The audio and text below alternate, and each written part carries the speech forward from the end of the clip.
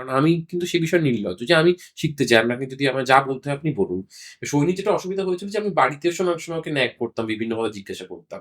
যে এইটা কি করে হলো? এটা কেন হচ্ছে না? এটা কেন হুম, হচ্ছে হুম, না?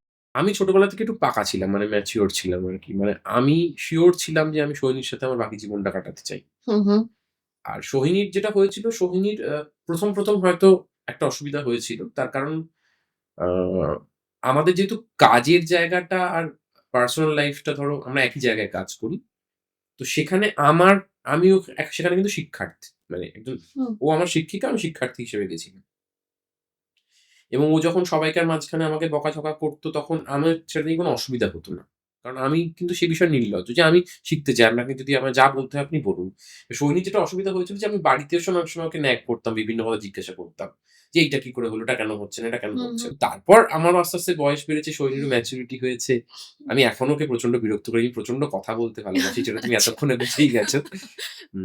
তো সৈনী আমার মাঝে, মাঝে সকালবেলা বলে যে, "প্লিজ তুই চুপ করে থাক। আমাকে ১০ মিনিট সময় দে। তারপর তুই আচ্ছা। কথা বলতে শুরু কর।" কিন্তু এই আরকি।